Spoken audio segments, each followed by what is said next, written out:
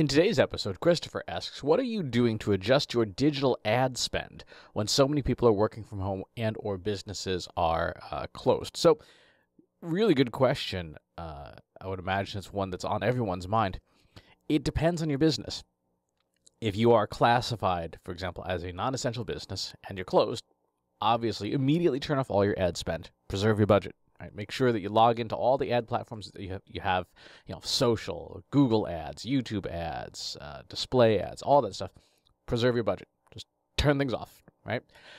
If you're virtual, meaning your company can work from home and stay in business, stay operational, or you're an essential business, consider adjusting your spend and consider the type of advertising you're running. In a period like this where you have a lot of people working remotely, working from home, you're going to have a lot more eyes on digital content, right? So if you are doing CPM advertising, cost per 1,000 views, you're going to see those numbers probably go up, but the performance may not because people are just home and consuming more digital content. You may want to think about testing out and monitoring, cost per lead, cost per acquisition, cost per click, something like that, that gets you to the actions that you care about, as opposed to just being in front of eyeballs. Being in front of eyeballs right now is easier than it has been from a mechanism perspective because there's a lot more ad inventory, because there's a lot more people online, but your performance may not. So keep a close eye on those numbers. If you see your CPMs start to go up and your performance does not commensurately go up for the ad stuff, you may want to change strategies. Keep an eye on two other metrics as well. Actually, I would say three. Your lead generation mechanisms, especially for any leads that are from unpaid sources, organic search, unpaid social media, things like that. You're going to want to sort of establish a baseline for the last, say, 30 days compared to the previous 30 days, and then the last 30 days versus the same 30 days year over year. And get a sense of the performance on your lead generation mechanisms. That's number one. Number two, look at returning users year over year. Same period, 30 days prior to 30 days year over year. And then the third is look at search volumes, particularly any branded searches, branded organic searches, people searching for your company or your products or services by name. Same time periods. What you want to do is get a sense of the percentage change for each of those metrics, and by the mechanisms of your choice, average, median, sum, doesn't matter, whatever you feel comfortable with knowing your own data. I would personally go with average for this instance. What you want to do is establish what percentage drop you're seeing in all three of those behaviors.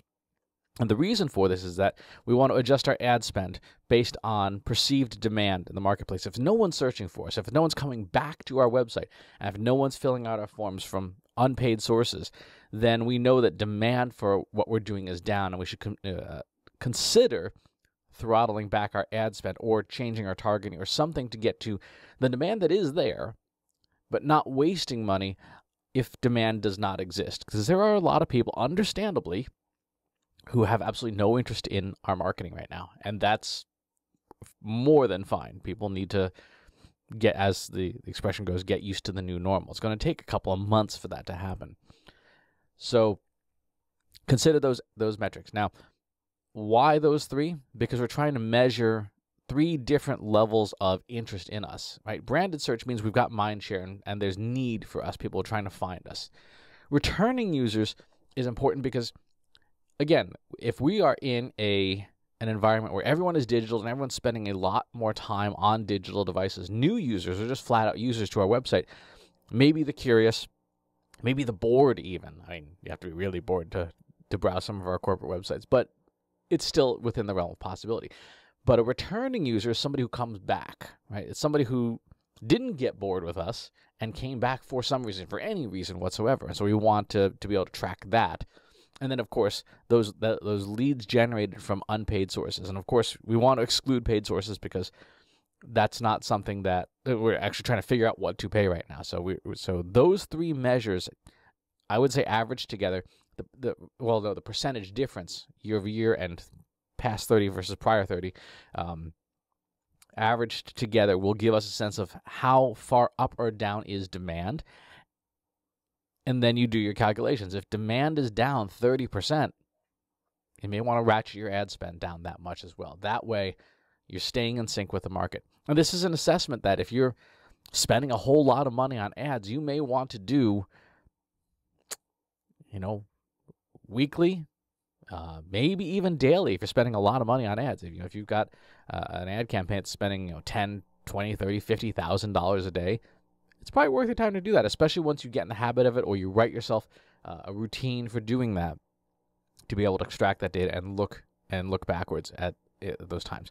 That's the way I would tackle this question, so that you understand what's happening in your audience, in your market, and you can adjust your spend appropriately, and you don't blow your budget, especially since once this is all over and demand picks back up, you're going to want to scale your ads with demand, right? You're going to want to, and you'll need to have budget in hand to do that. If you spend the budget now when people aren't buying, it's going to be a lot harder to recover. So I would say use this technique. Let me know how it goes for you. I'm legit curious to see how others are measuring demand right now, because it is a very, very unusual time, and we don't have good mathematical models for a black swan event like this. Good question. Let me know how it goes for you. Leave your comments in the comments box below. Subscribe to the YouTube channel and the newsletter. I'll talk to you soon. Take care. Want help solving your company's data analytics and digital marketing problems? Visit trustinsights.ai today and let us know how we can help you.